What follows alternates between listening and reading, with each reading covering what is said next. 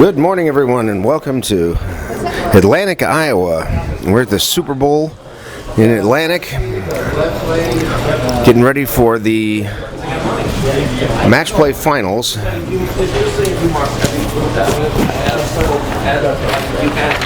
Start out this morning with our bracket. This is a single elimination, best 2 out of 3. The top 2 bowlers, Keith Lesko and Eugene McCune, both received a bye for this round. So on lane 1 and 2 we have John Dudak and Tim Baxter. On lane 3 and 4 we have Scott Merritt versus Joel Carlson. The winner of the match on 1 and 2 will go up against Keith Lesko in the next round. We'll be moving over to lane 5 and 6 for that. And the winner of the Scott Merritt Joel Carlson match will face Eugene McCune on lanes 7 and 8. Winner of those 2 matches then will bowl for the championship. So lane 3 is Scott Merritt from Iowa City, Iowa.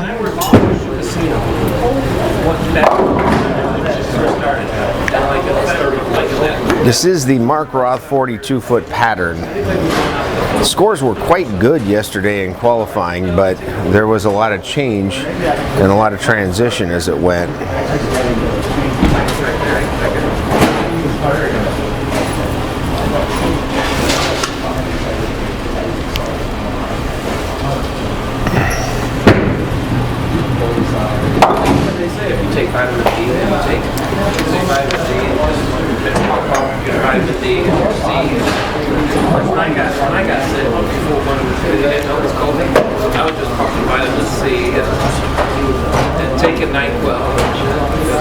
First look this morning at Joel Carlson. Joel is from Omaha.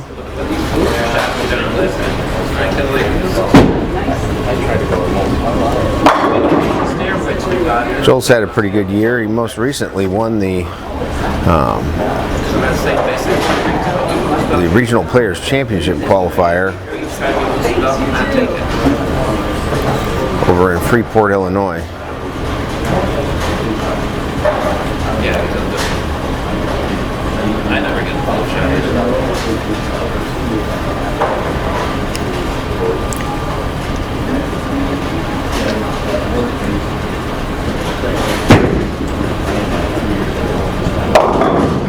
And that was the challenge of this pattern. If you miss just a little bit too far right, the ball would hang and not come back.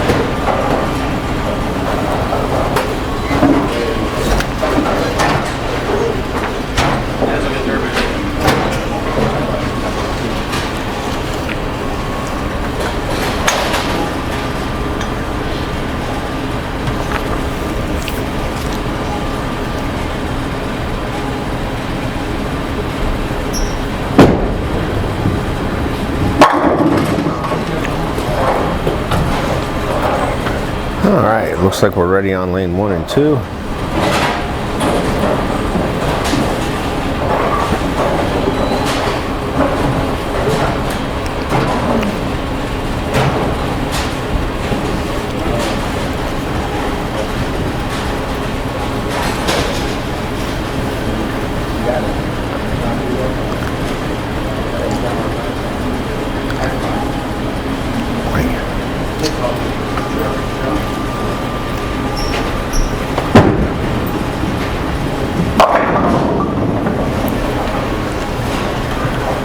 Better shot from Scott on the left lane, but still left the 10 pin. First look at Tim Baxter from Omaha.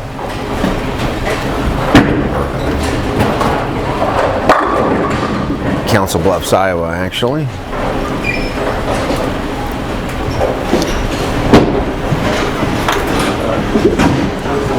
Yes.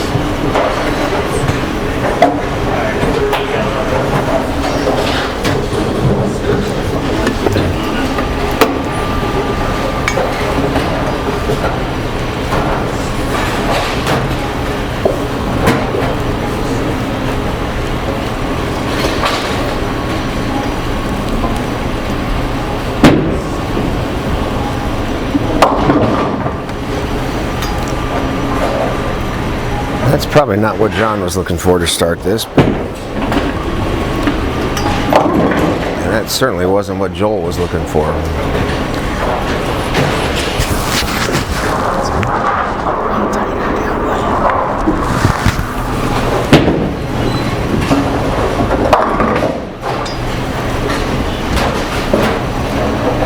Our leader, Keith Lesko, just made the comment, the observation is they may be a little tighter down lane today than they were in qualifying. Of course, with fewer bowlers, they're going to transition different, but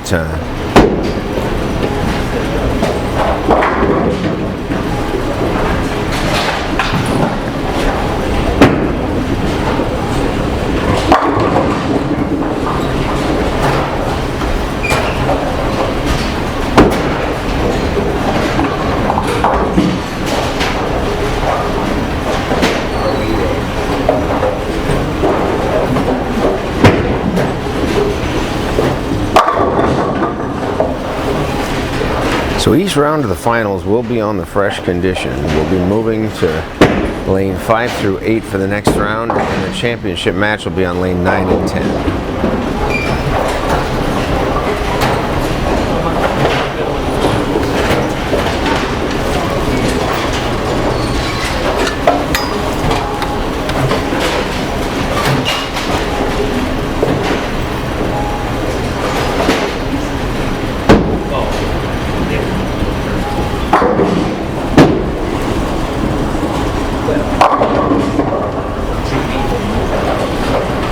First double of the day comes from Tim Baxter.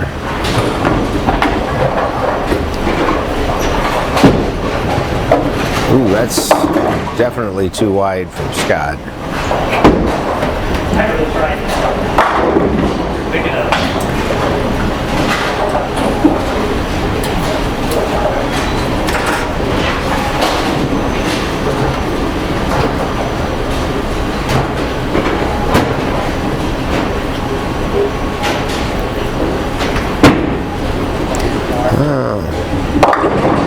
Tim certainly missed left on that.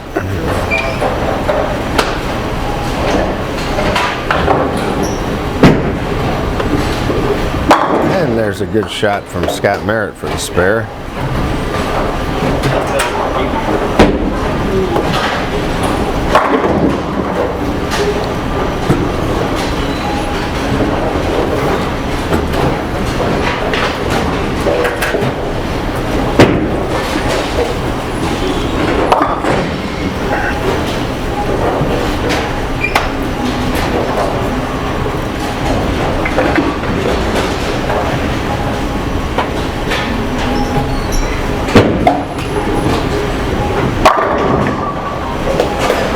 Better look from Scott.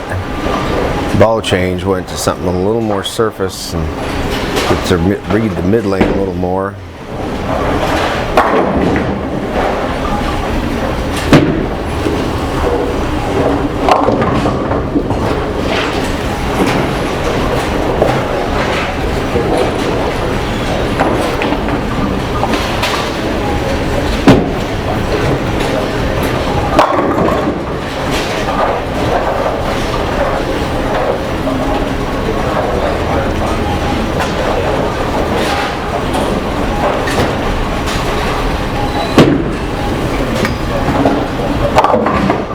Great spare from John Dudak.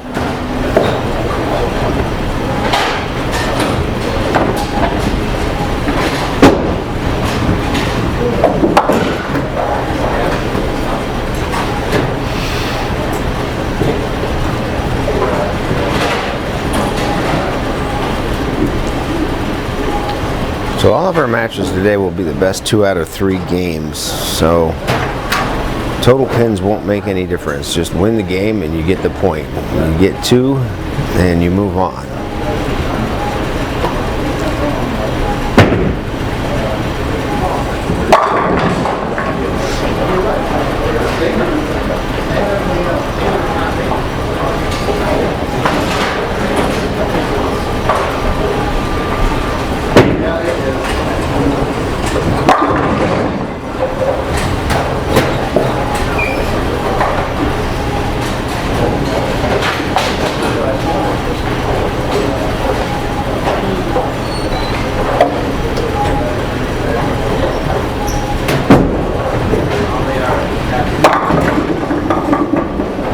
Scott missed that one wide. Almost got away with it.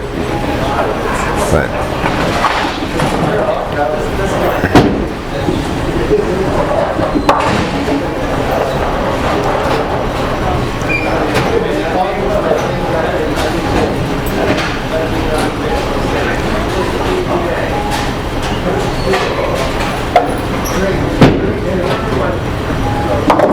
and another great spare shot from Scott Merritt.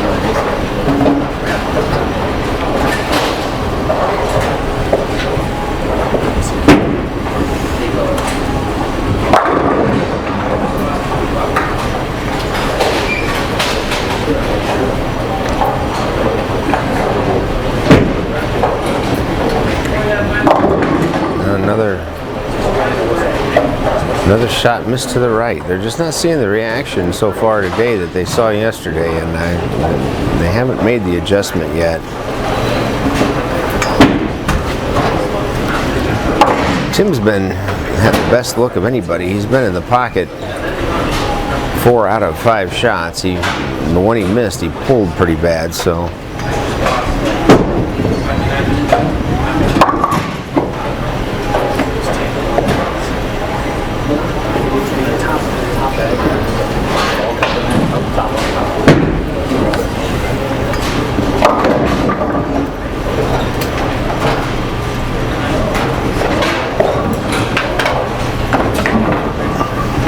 Try to keep you up with what the bowlers are throwing when we can tell. Scott Merritt appears to be using a Zen Solid. Pretty sure Joel Carlson's throwing a Phase 2, but I don't have confirmation of that. Oh boy. Missed single pin from John Dudak. That's really unusual.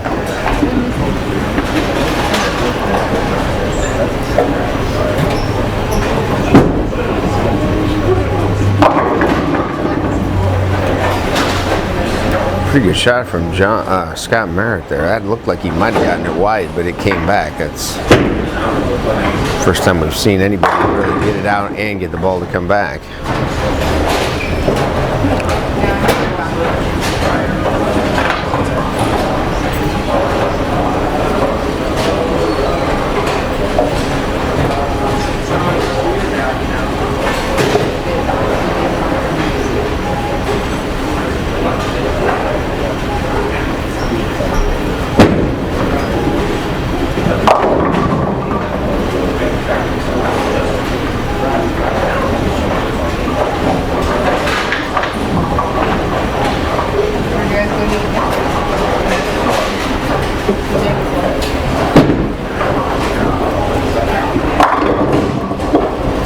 Oof. Got the 7 to go out.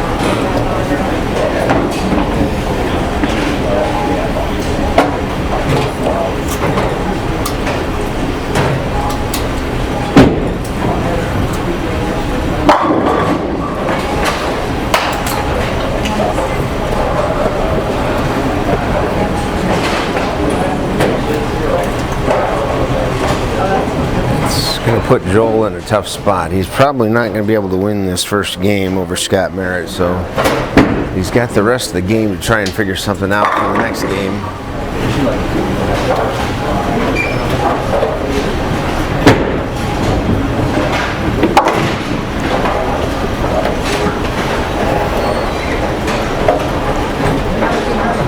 With that, he's got a maximum of 170 if he strikes out. Scott Merritt's got pretty much just got to get a good count in the 10th.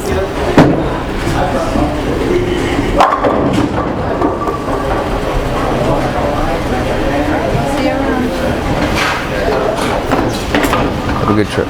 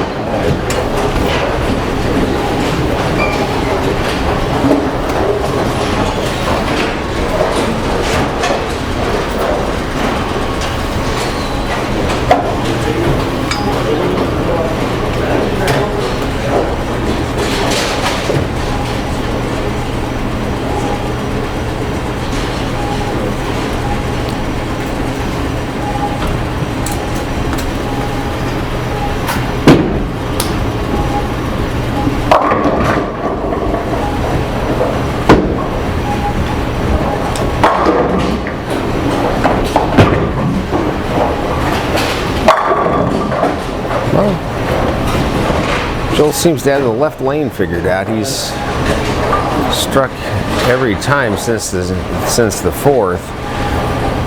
He's just going to have to figure out the right lane for this next game. He did make Scott Merritt show up, so.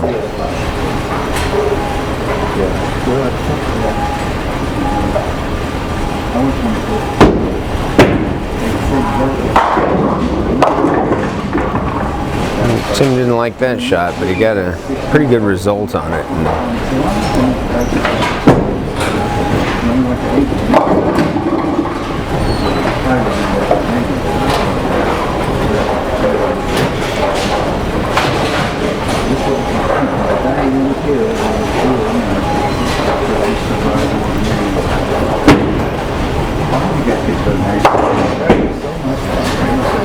Well, this is definitely a must-strike situation for John Dudek. If he strikes out, he has a possible 202.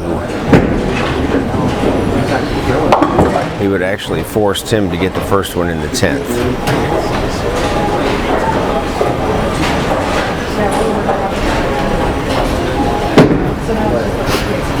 But that's not going to strike, so that puts Tim Baxter most likely your winner on lane 1 and 2. So Scott Merritt's got a free shot here. He's already won this game, so he's going to try a different ball.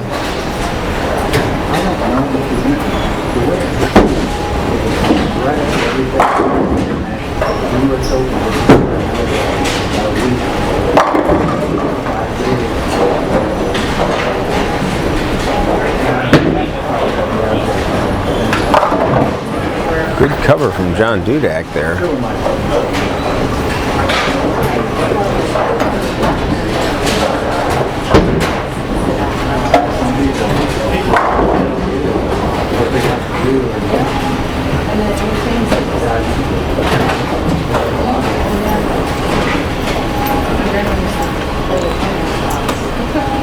We got a ball change for John as well. He's going back to his original idol. I think this is the ball that he used yesterday a lot in qualifying.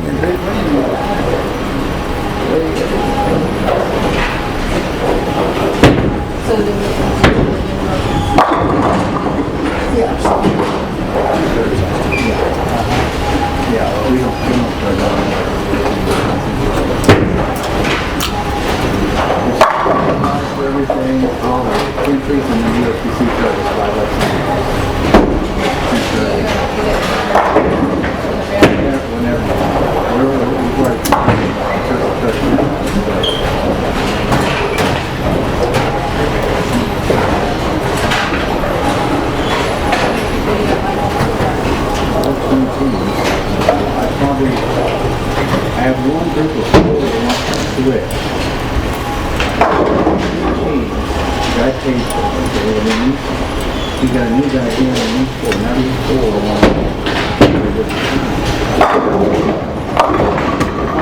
replace them, then I'll let them transfer.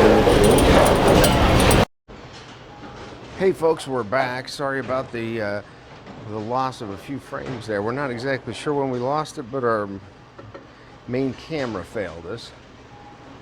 We're into the backup plan right now, just in case we lost it before the end of the first game. The current standings on lane 1 and 2, Tim Baxter beat John Dudak in the first game, and on 3 and 4, Scott Merritt beat Joel Carlson in the first game. So far we're looking pretty even here in game 2 on lane 1 and 2. Scott Merritt's off to a bit of a lead, but Joel may have figured out the right lane. Give him a chance yet to... Well, may not be Joel's day. As I was saying when I think we lost the cameras, these best 2 out of 3 matches go really fast when you're not bowling good. You can come in, warm up, and be out of here in no time.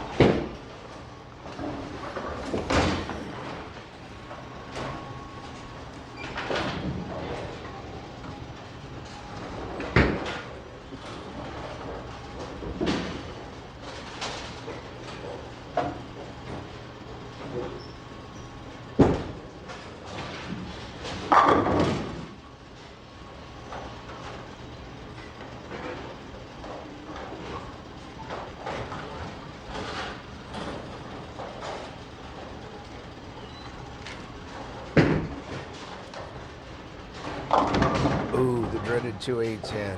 John just got that one wide. On this pattern, you just cannot get away with that.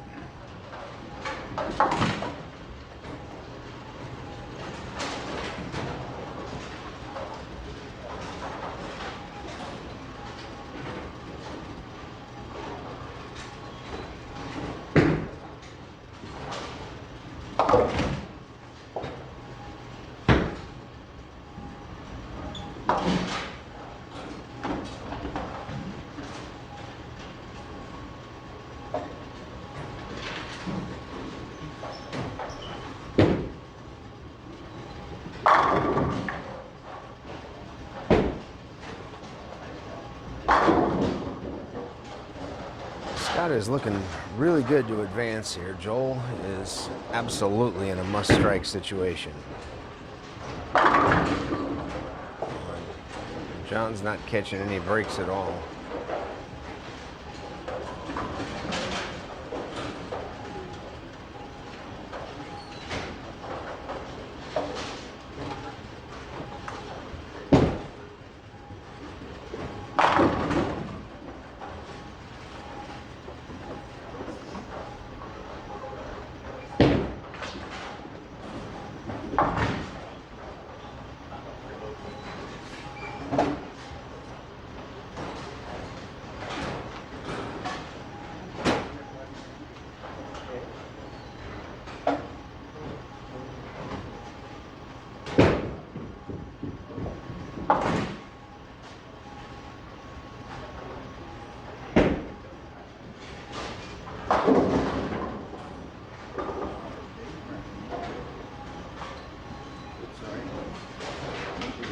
Scores over here, baby. First game, we didn't get written down for some people. You won. That's all I can look back, but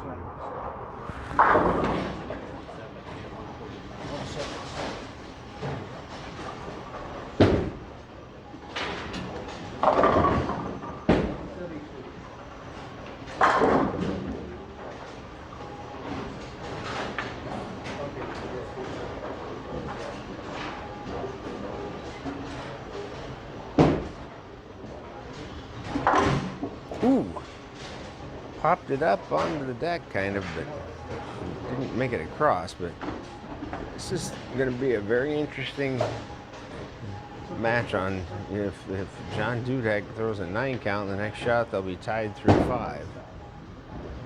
I'm afraid Joel's day is going to be over here in just a minute.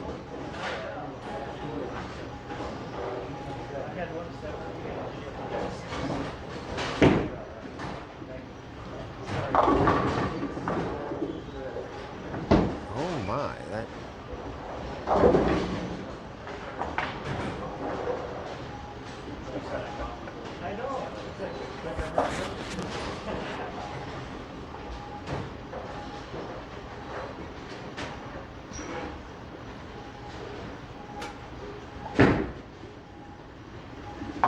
Oh, good cover from Tim. Oh, so switch motors. Man, sometimes when it's your day, it's just your day, and right now it sure looks like it's Scott Merritt's days. Well, and what a thing. He could win and get into an RPI slot over Larry Vernon. Maybe he has to take first. Toby tells me that Scott needs to win the tournament in order to take over the points spot for the RPI over Larry Verbal. This is more than just a title. This is a big deal to get a chance to go to Vegas in January. He's going to have to throw it better than that if he's going to win the next round, I can tell you that. But he is going to win this round, and Joel Carlson's going to have to settle for a tie for 5th.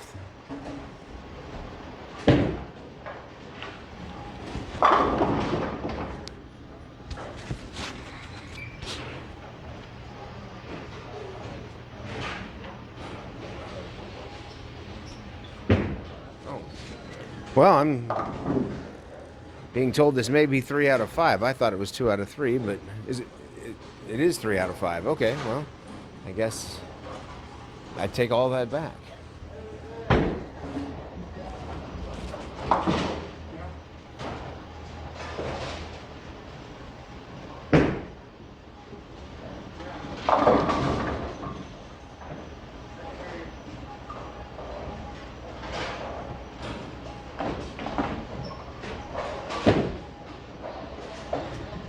That was a good finishing shot. 235 for Scott Merritt. That'll put him up 2-0.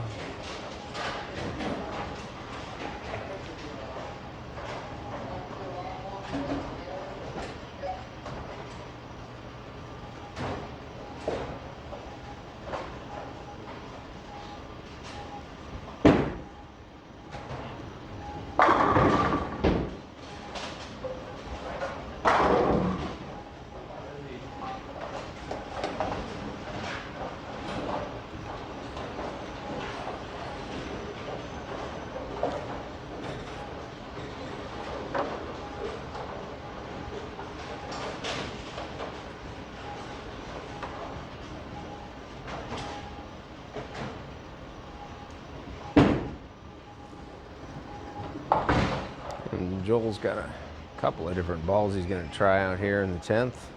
Try and figure out something on that right lane.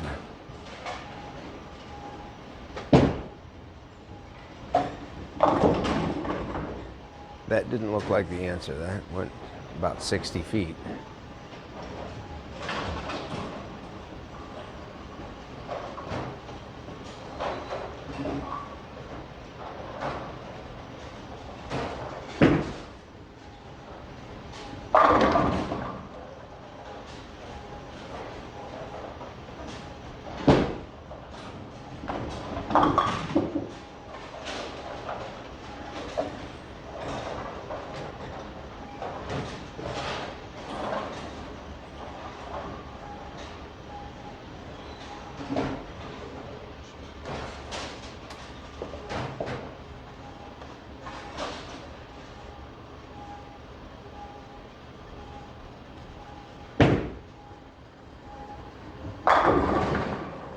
Big shot for John Dudek. It's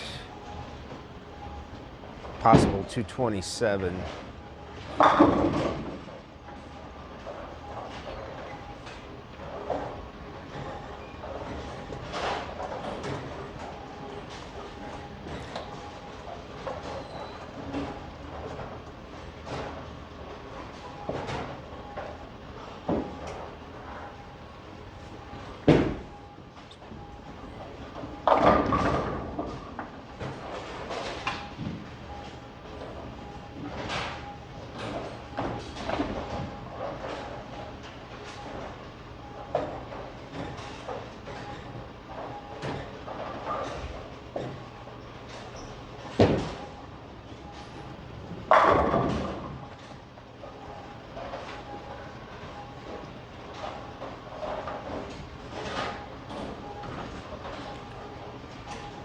Well, it's do or die time for Joel Carlson.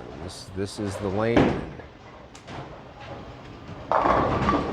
Scott looks like he's lined up, so Joel's going to have to figure this out right now. And that's not the look.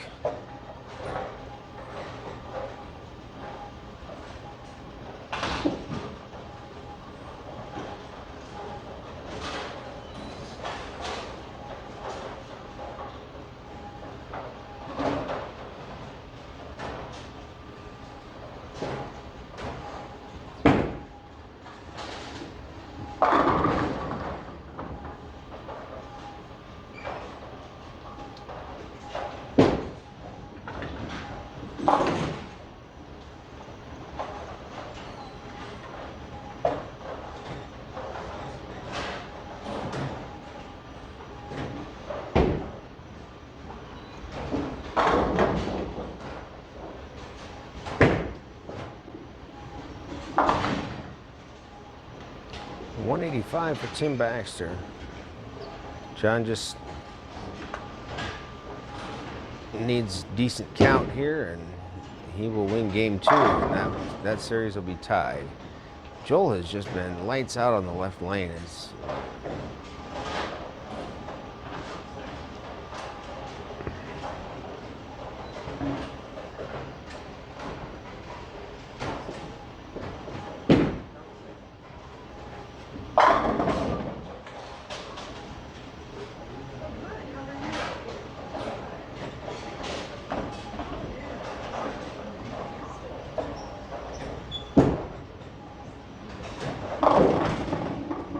Oh, Scott is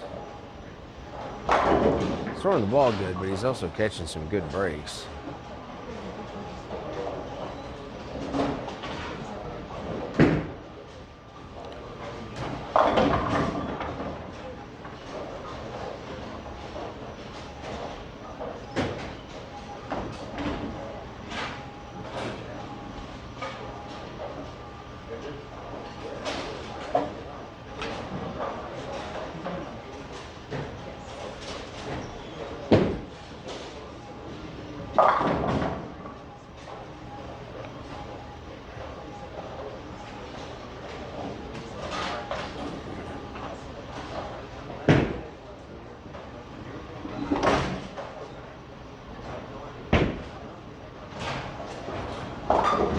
All right, 216 for John Dudek. That match is tied 1-1.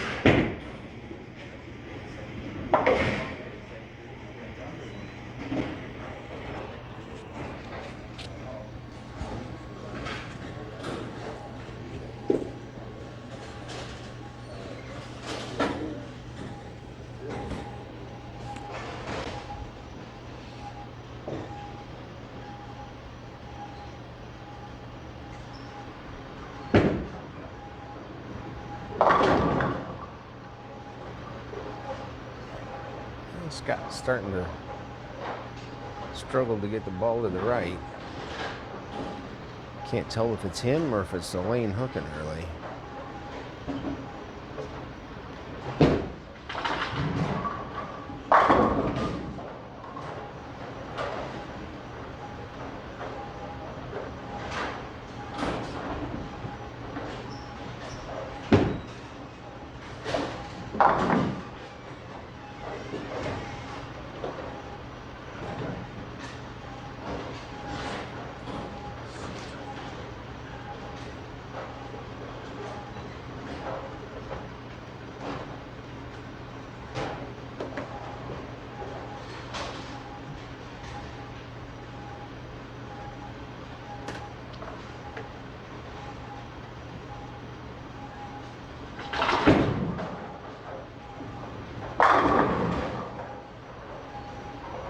Tim Baxter starts with the front three here.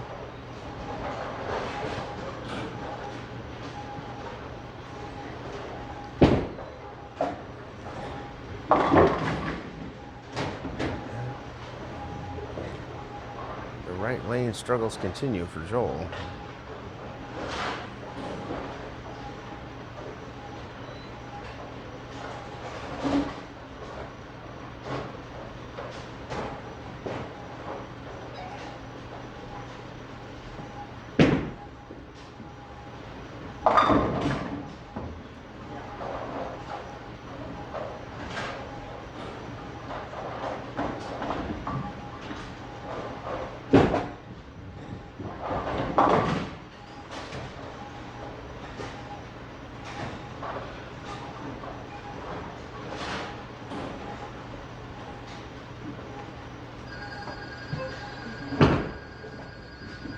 Did you start?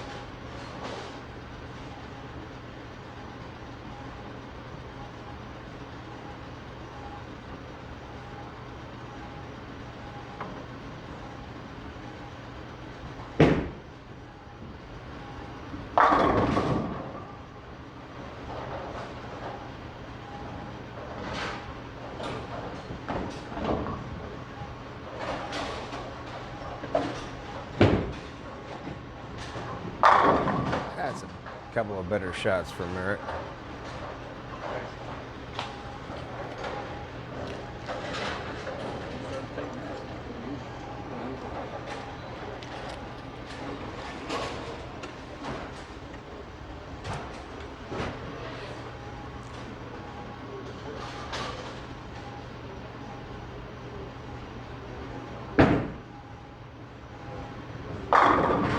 Oh, solid 8. Ends the streak at 4.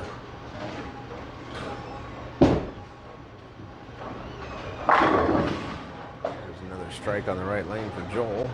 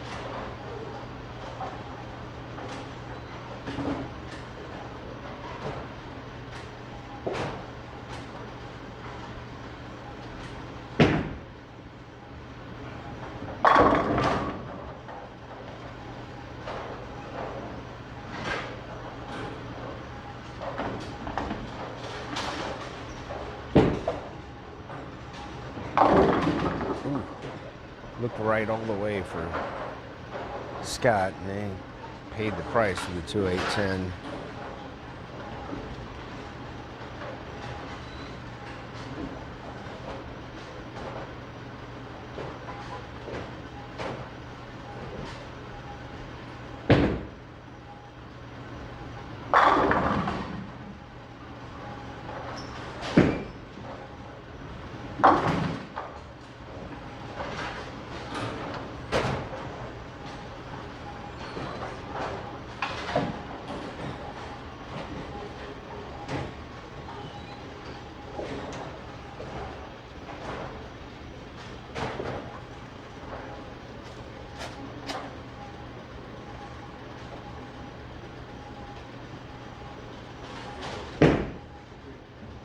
That's a little left off his hand, but it held pocket better than I expected it to. Ball change here for Scott Merritt.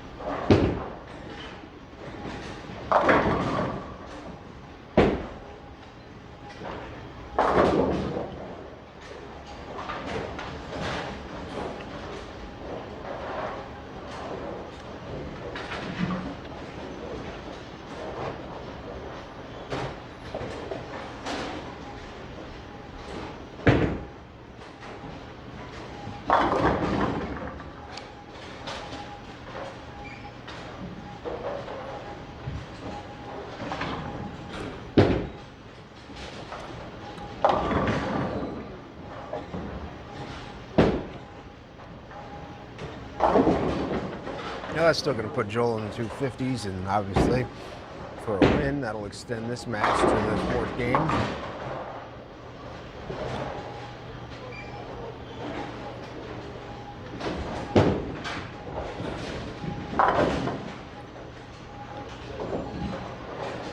.254 is a pretty good game on this pattern.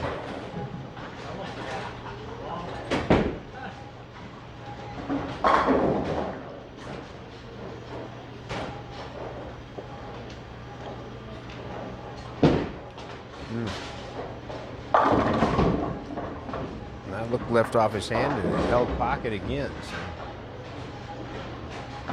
Tim's looking good to go up 2-1 in that match.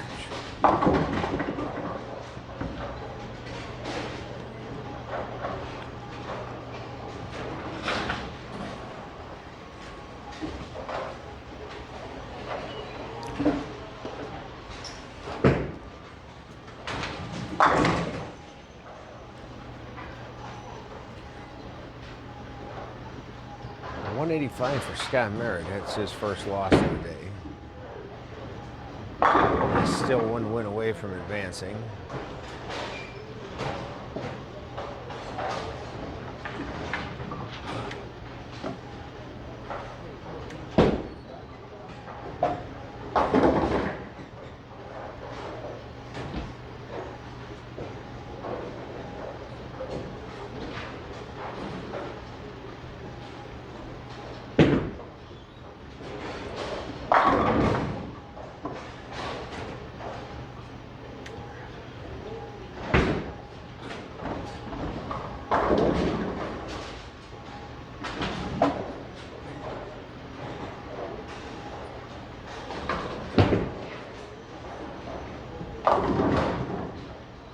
Hmm. 2-4-8-10. Coming off a 250 game, that was.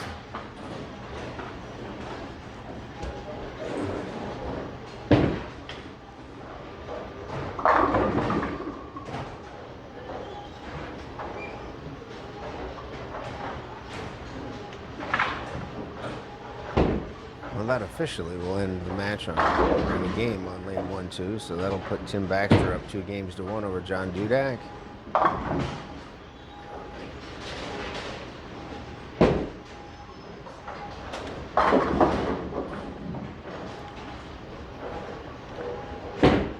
Scott's last couple of shots with the Helios didn't look too good, so looks like he's changing back to what I believe is a Zen solid.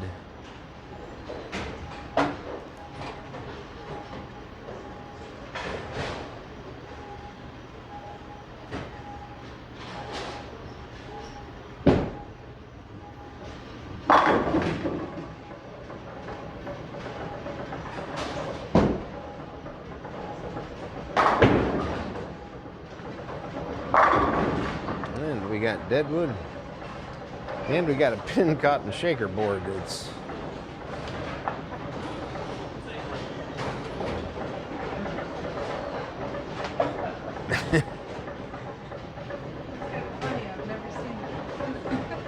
we had one of these pins in the shaker board yesterday there. It doesn't happen very often, but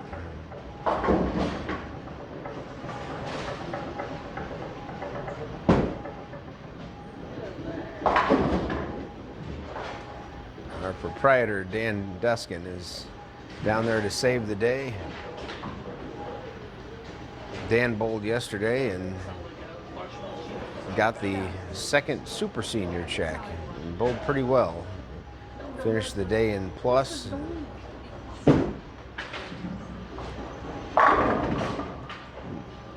Not bad for a man that's about to turn 75 years old. The fact that he can still crawl under a pin setter at that age is pretty good.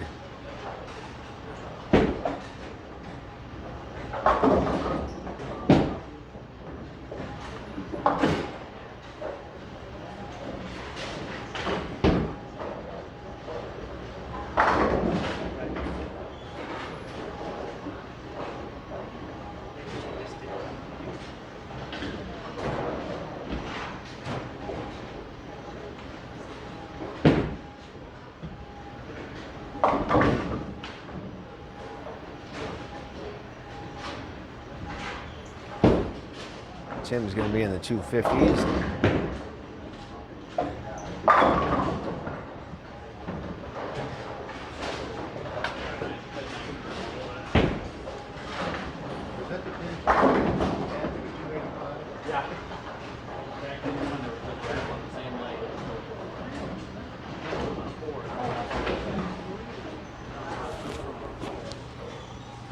Hey, we got Toby Contreras, the PBA Midwest Regional Director, with us. Last tournament of the year. Kind of sad to say goodbye to the end of this year, but what do we got coming up next year? Well, we're hoping to have a few more this year. We'll probably have more juniors for sure. Probably the same amount of seniors, 8 to 12, and maybe 12 to 16, 17 for the regular division. At least 3 junior, like I said.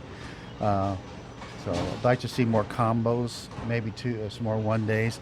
Have the versatility that we can. We're a little bit limited on the different formats, but maybe we can have different kinds of things with one-day events and over/under doubles. A members only is what we're going to have as a benefit for membership. So we're looking forward to the next year, 2022 season.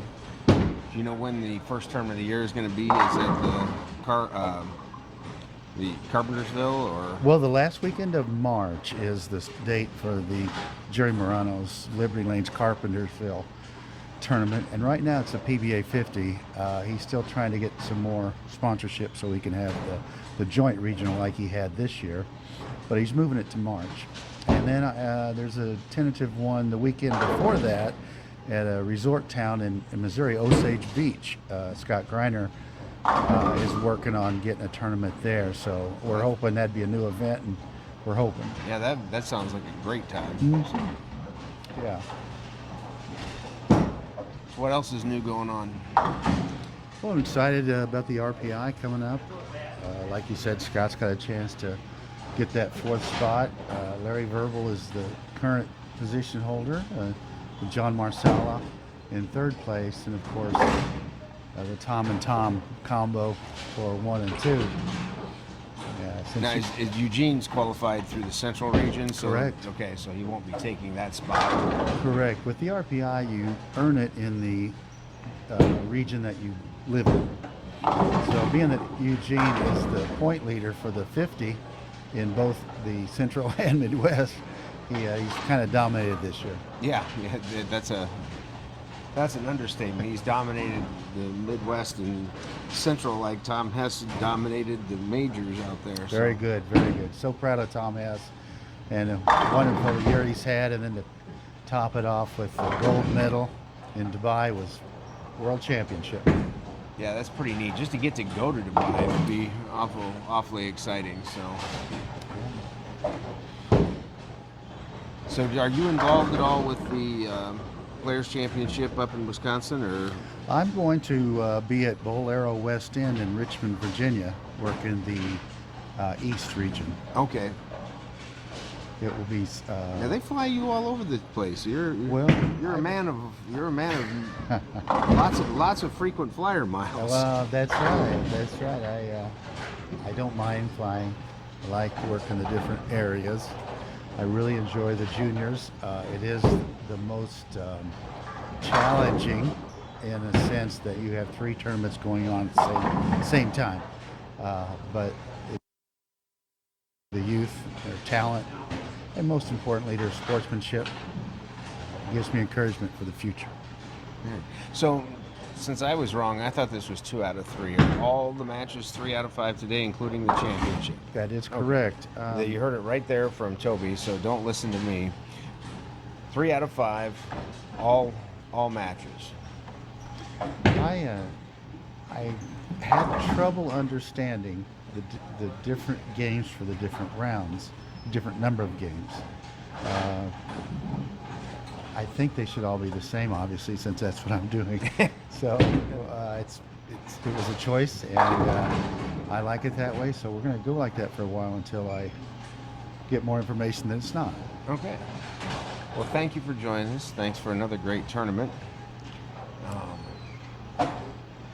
You're welcome. Well.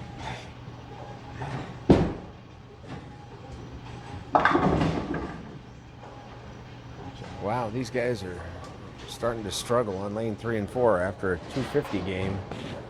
Joel Carlson's going to have 2 opens in the first 4 frames, and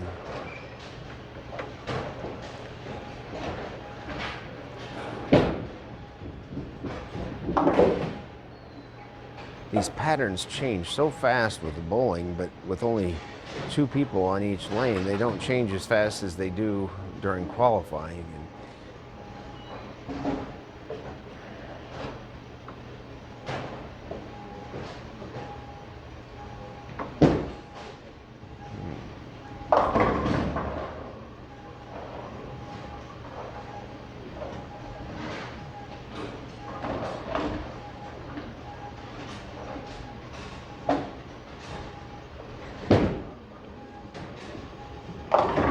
Oh boy.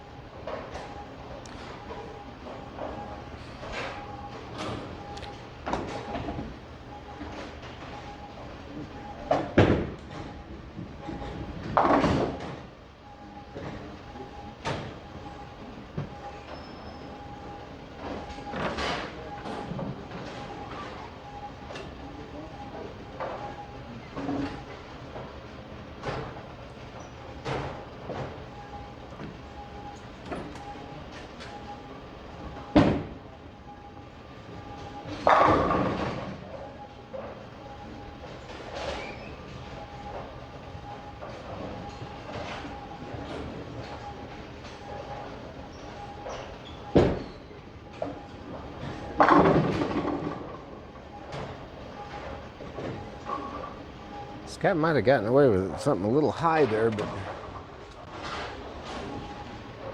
that seems to be the safer side to play. If you miss to the right, it's a big penalty usually.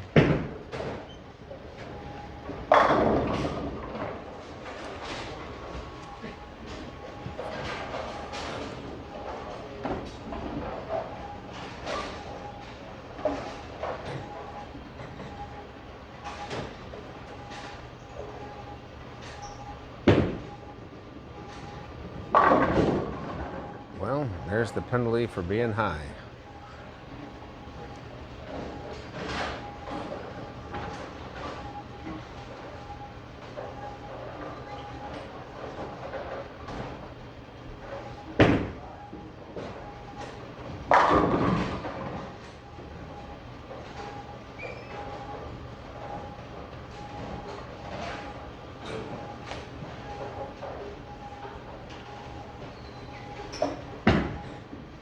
Lewis has a chance. Oh! Pretty good try from Scott there.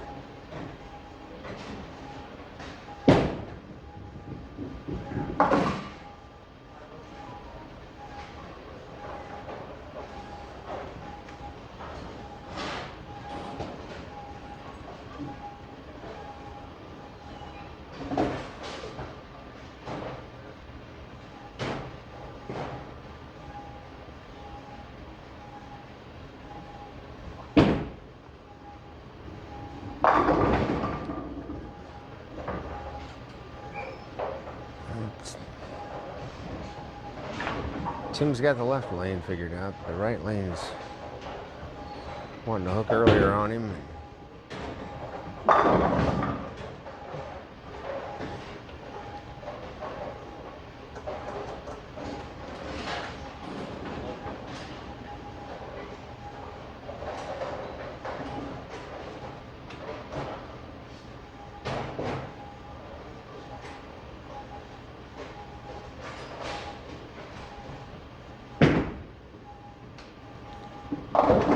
Oh, John got that one wide really early and got away with it. I know you'd like to have had the strike, but that could have been a lot of things worse than a 7-pin.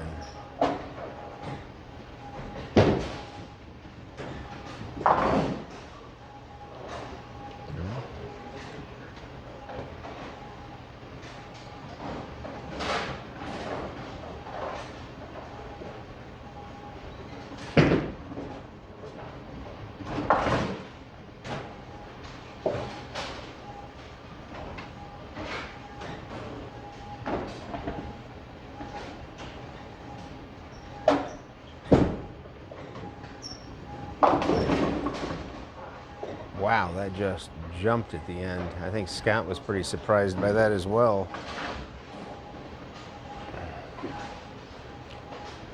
It's looking like a 160 game might win on lane 3 and 4.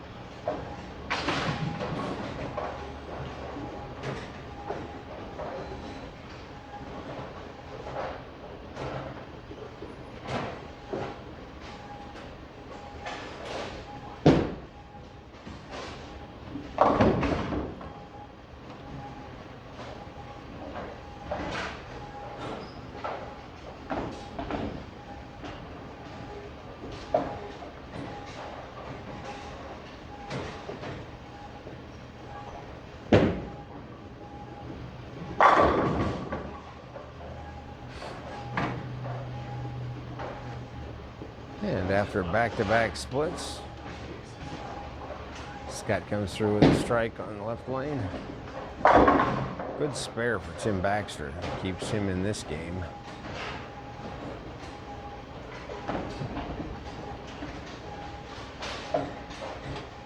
He's still down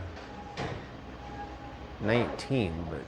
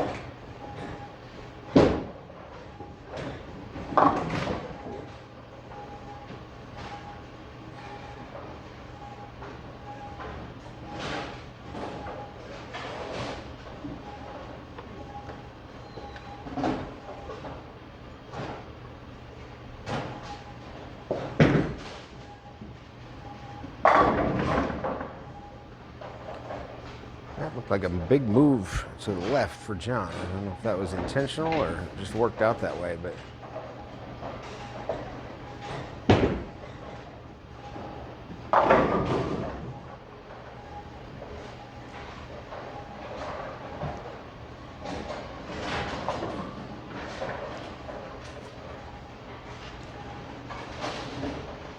all right, Scott needs this strike to take the lead.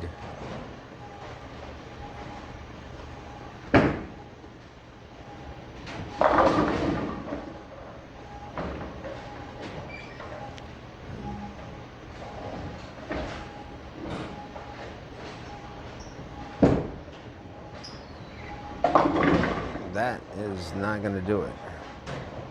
He hit the out of bounds and the ball never budged.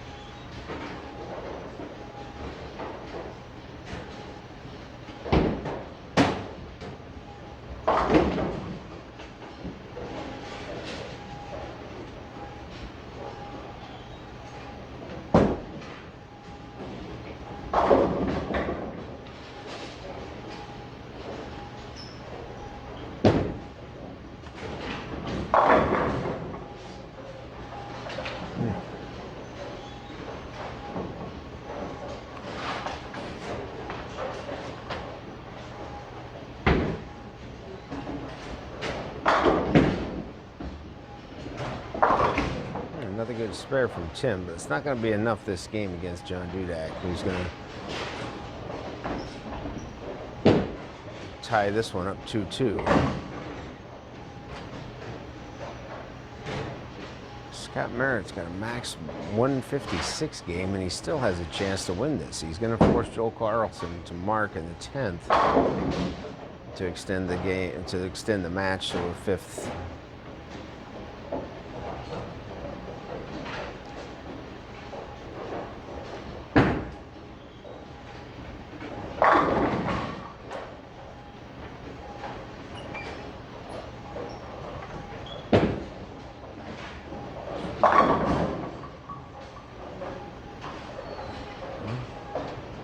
.153, and he still could win it. Any kind of an open here, and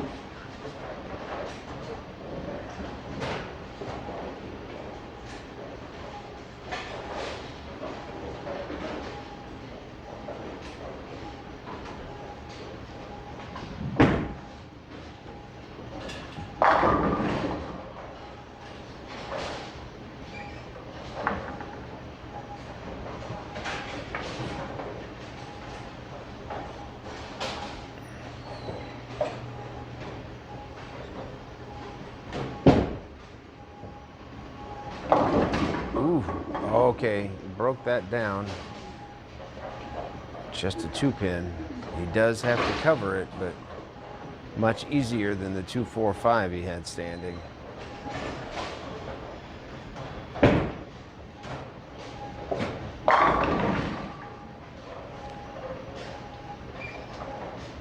A 199 for Tim Baxter. Never missed on the left lane, but was never able to strike on the right lane.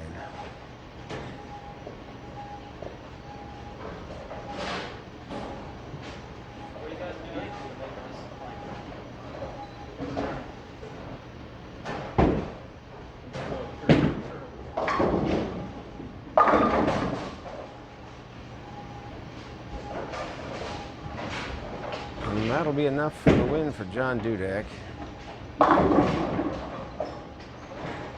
And a 160 game is going to win on lane 3 and 4 to force a deciding 5th game. So both matches are going to go the distance.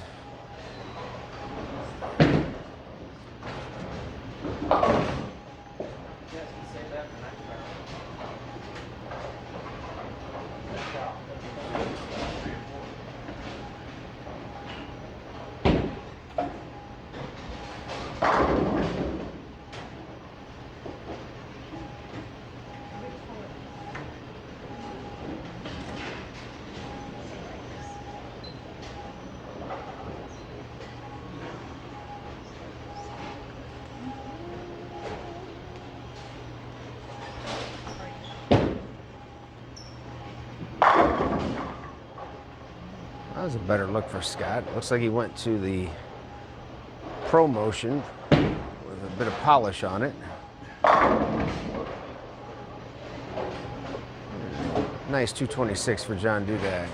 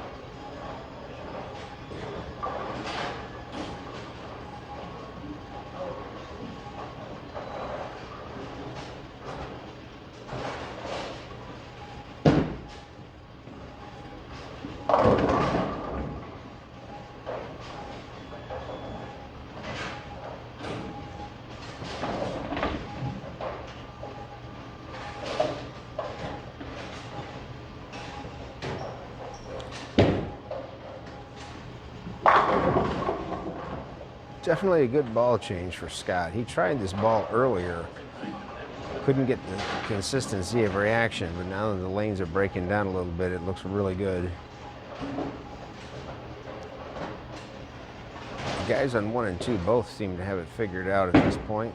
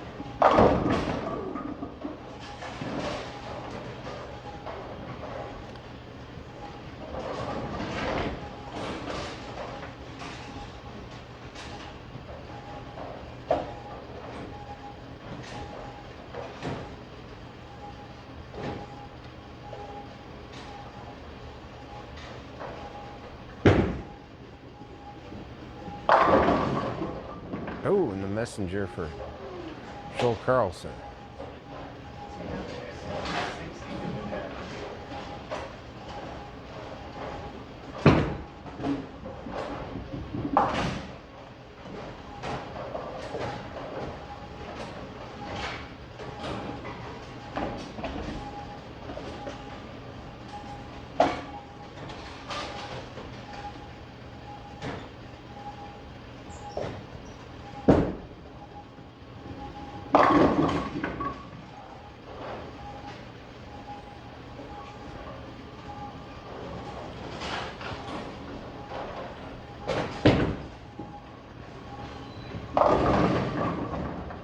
Oof.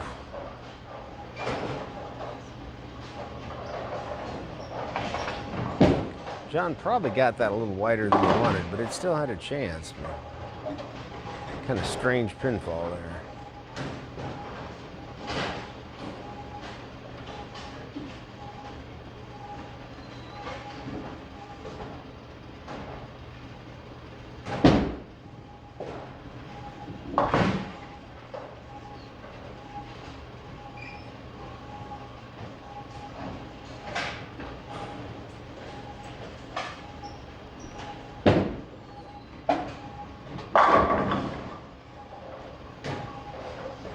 Definitely a better shot for Scott.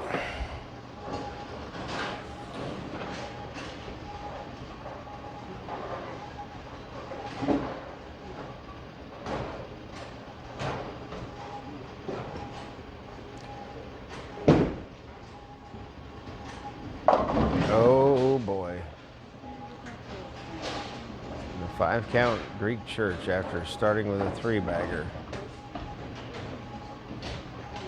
Might have gotten a little soft on that shot. And the right lane continues to be Joel Carlson's nemesis.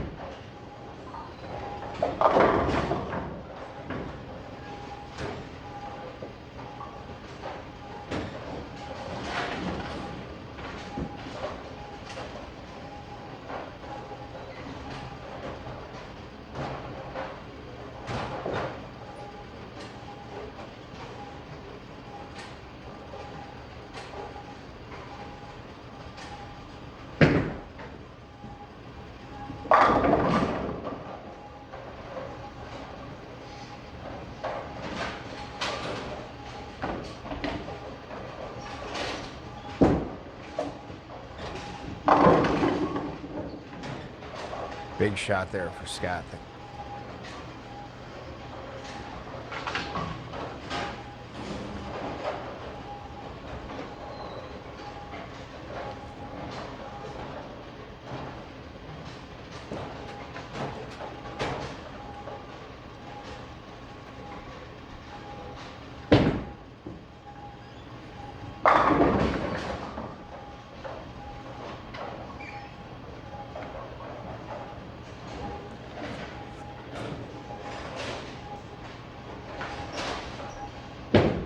Uh-oh.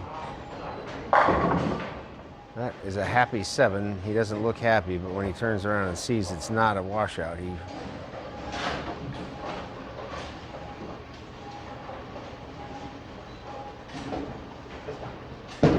could have been a whole bunch worse.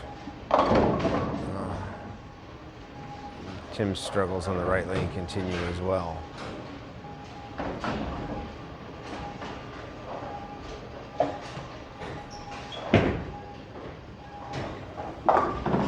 Great cover for Scott.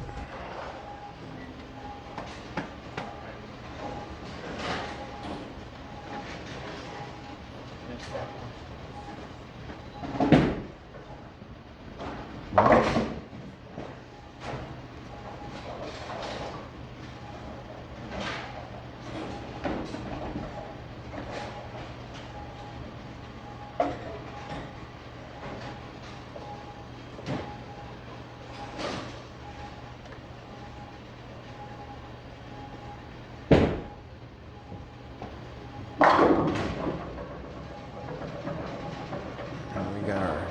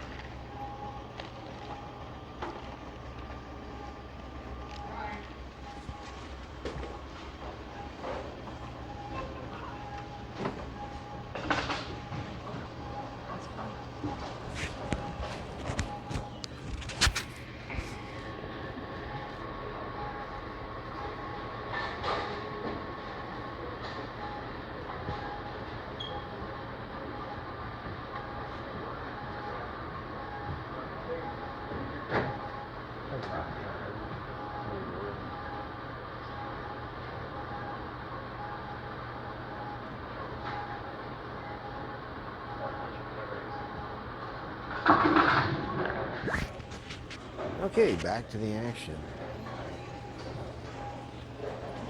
Big shot for John. This would be take him out to a big lead over Tim Baxter. Looks good. Oh, he threw everything at it but the kitchen sink and didn't hit it.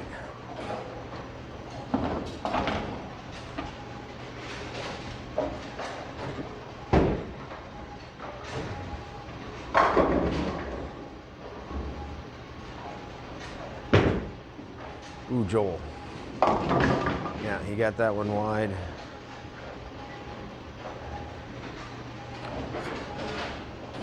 The super washout, I've heard this called.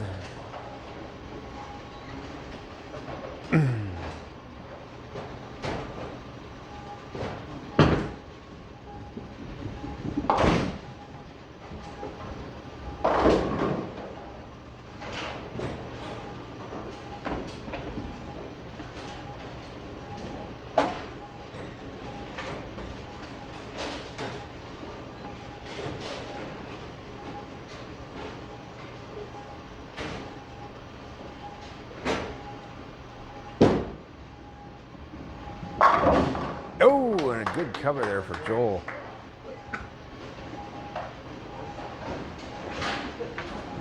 Keeps this match basically even. 9 spare and we'll be tied going into the 9th.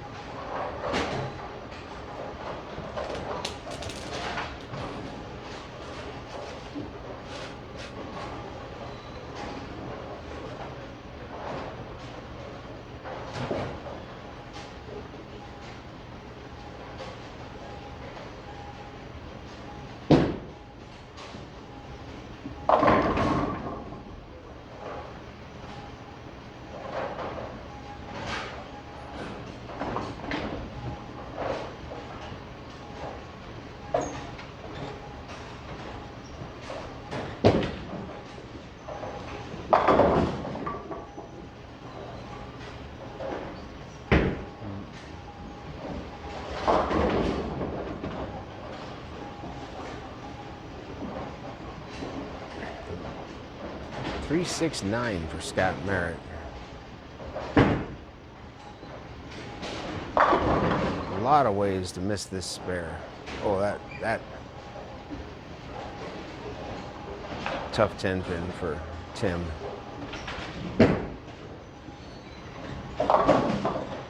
Scott covers it.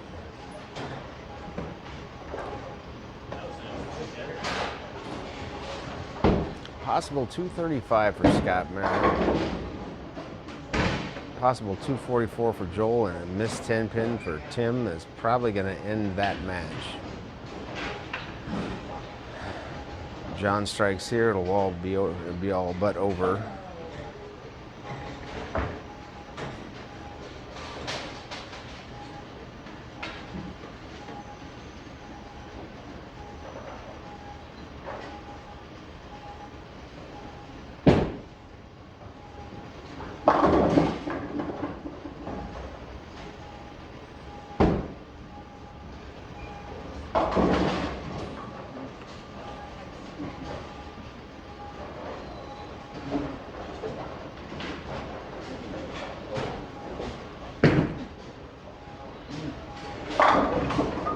Wow. John had a chance to really wrap that up and just missed to the right pretty bad. Easy spare still keeps him in the driver's seat. Joel needs this strike.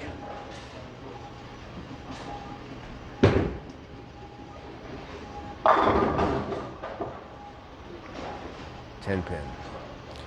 That puts Joel at a max of 224.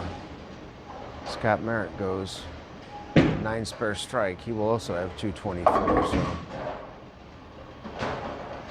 after a tie at 2-2, we might have another tie.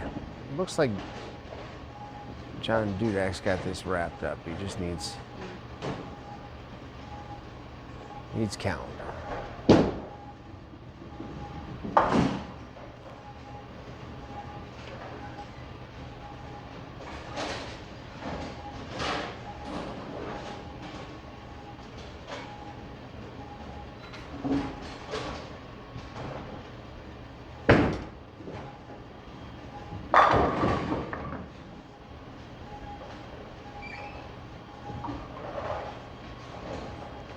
I guess he still has to cover this in order to lock up the match.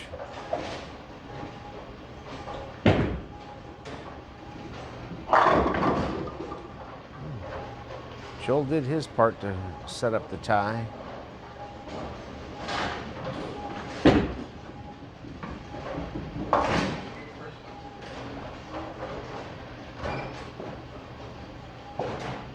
No matter what, Scott Merritt's got to have at least 9 on this first shot, or he will not win this match.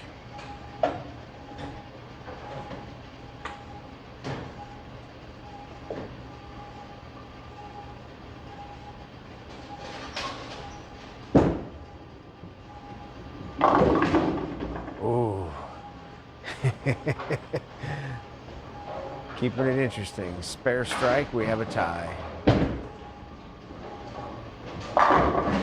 And that's enough for a win for John Dudak. So that match will end with John Dudak win 2-15.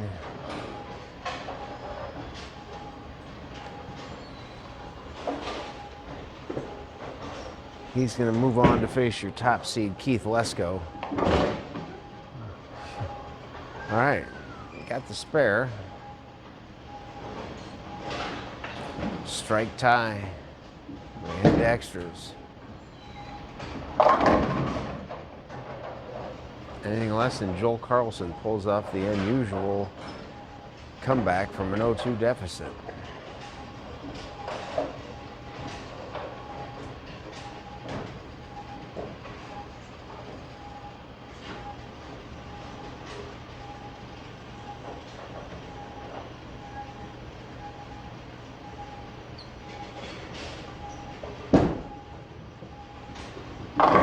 And he does it. We're going to have to check with Toby to find out what the rules are. Is this a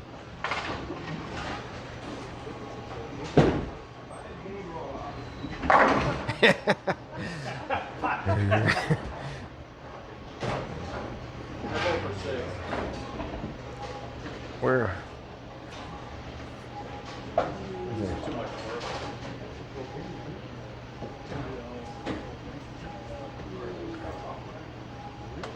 Well, we're not exactly sure, and Toby's trying to confirm what the rule on it is. I would think it would be either a 9th and 10th frame or a 1 ball. On the national tour, they've switched to a 1 ball roll off.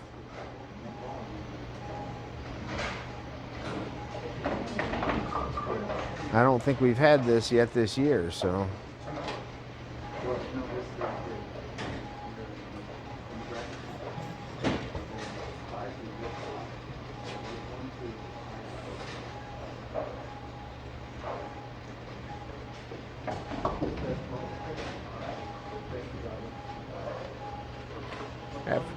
Confirming with Bobby Jackal from the Central region. You can delay it first or second. Yes, just like starting a match.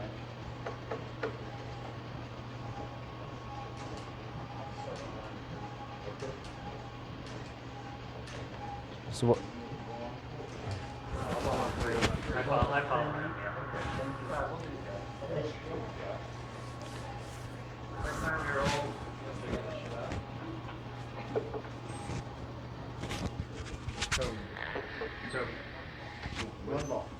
Okay, so it's official. It's a 1 ball roll off.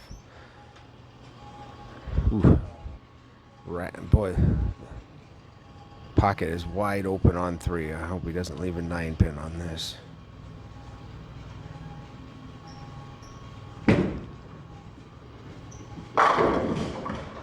Well, Scott did his part.